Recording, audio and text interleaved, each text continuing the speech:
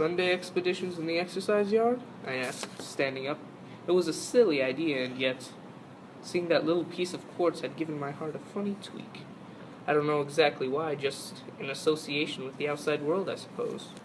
You didn't think of such things in terms of the yard.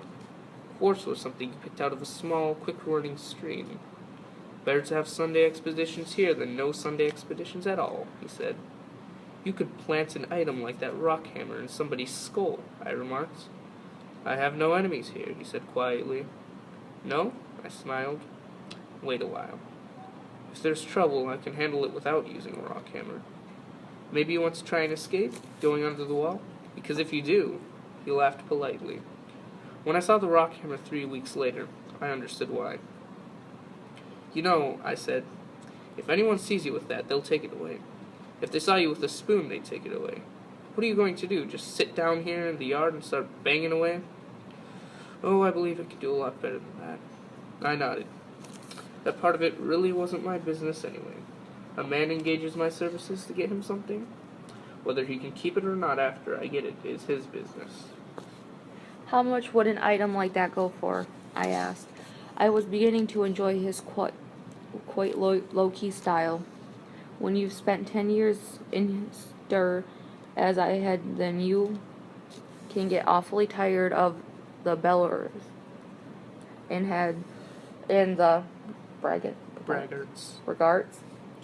I don't know. And the loudmouths. Yes, I think it would be fair to say I'd like Andy from the first. $8 in any rock and gem shop, he said, but I realize that in a business like yours, you'll work on a cost-plus basis. Cost plus 10% is my going rate, but I have to go up some on a dangerous item.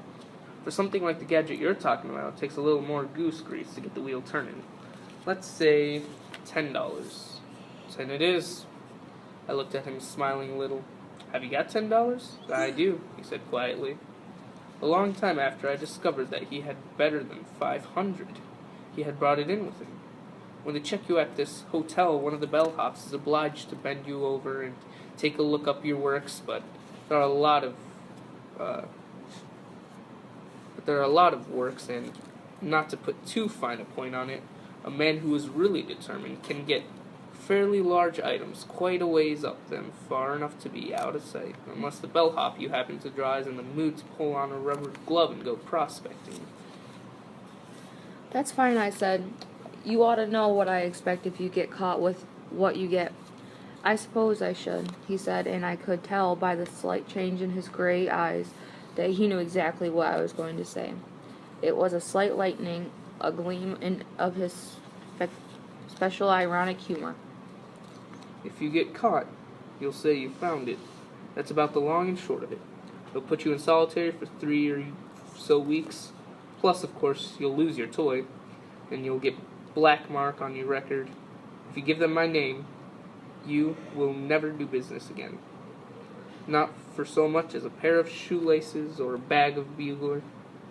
And I'll send some fellows around to lump you up.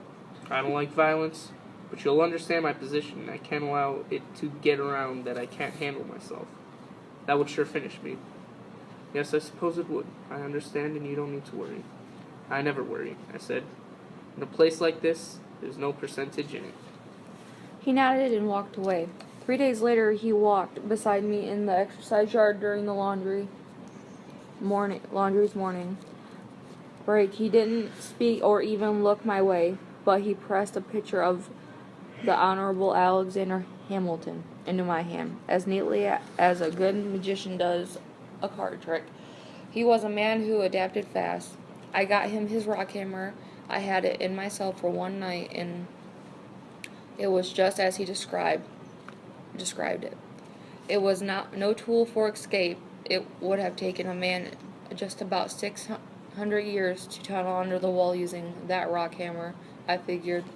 But I still felt some misgivings if listening to Fibber McGee and Molly on the radio again. And Andy had already begun having trouble with the sisters. I hoped it wasn't them he was wanting the rock hammer for. In the end, I trusted my judgment. Early the next morning, 20 minutes before the wake-up horn went off, I slipped the rock hammer and a package of camels to Ernie, the old trusty who swept the cell block 5 corridor until he was let free in 1956. He slipped into his tunic without a word, and I didn't see the rock hammer again for 19 years. And by then, it was damn near worn away to nothing. The following Sunday, Andy walked over to me in the exercise yard again. He was nothing to look at that day. I can tell you, his lower lip was swollen up so big it looked like a summer sausage. His right eye was swollen half shut, and there was an ugly washboard scrape across one cheek. He was having his troubles with the sisters, all right, but he never mentioned them. "Thanks for the tool," he said, and walked away.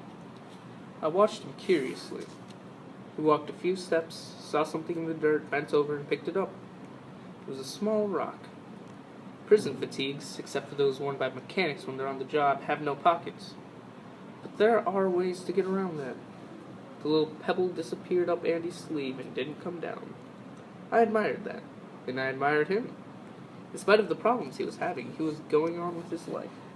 There are thousands who don't, won't, or can't, and plenty of them aren't in prison either. As I noticed that, although his face looked as if a twister had happened to it, his hands were still neat and clean, the nails well kept. I didn't see much of him over the next 6 months, and he spent a lot of that time in solitary.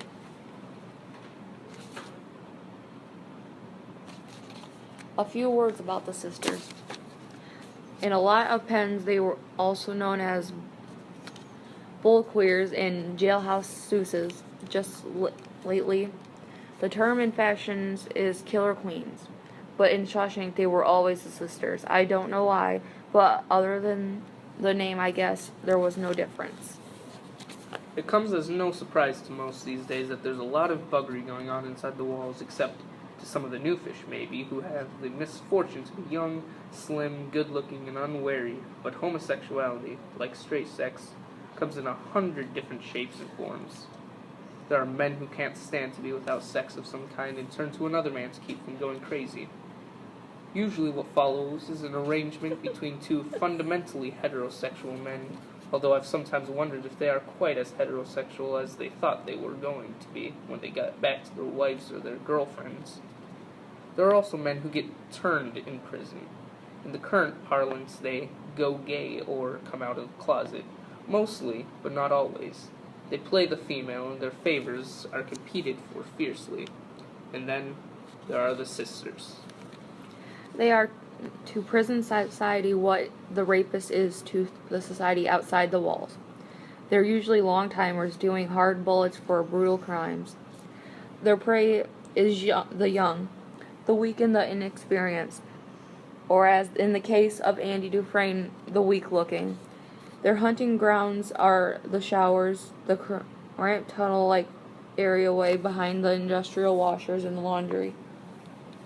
Sometimes the infirmary. One or more than one occasion, rape has occurred in the closet-sized projection booth behind the auditorium. Most often what the sisters take by force they could have had for free. If they wanted it that way, those who have been turned always seem to have crushes on the sisters or another, like teenage girls with their Sinatras and Presleys and Redfords.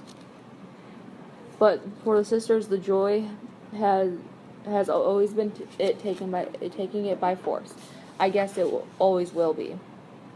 Because of his small size and very good looks, and maybe also because of that very quality of self-possession I had admired, the sisters were after Andy from the day he walked in. If this was some kind of fairy story, I'd tell you that Andy fought the good fight until they left him alone. I wish I could say that, but I can't. Prison is no fairy tale world.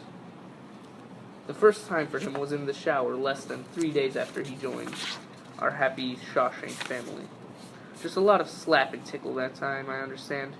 They like to size you up before they make their real move. Like jackals finding out prey is as weak and hamstrung as it looks. Andy punched back and bloodied the lip of a big hulkling sister named Boggs Diamond. Gone these many years since to who knows where.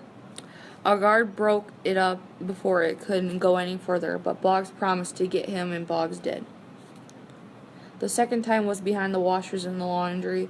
A lot has gone on in that long, dusty, and narrow space over the years. The guards know about it and just let it be. It's dim and littered with bags of washing and bleaching compound, drums of hexlite, and catalyst and harmless as salt. If your hands are dry, murderous as battery acid if they're wet. The guards don't like to go back there. There's no room to maneuver, and one of the first things to teach them when they come to work in this place like this is to never let cons get you in a place where you can't back up.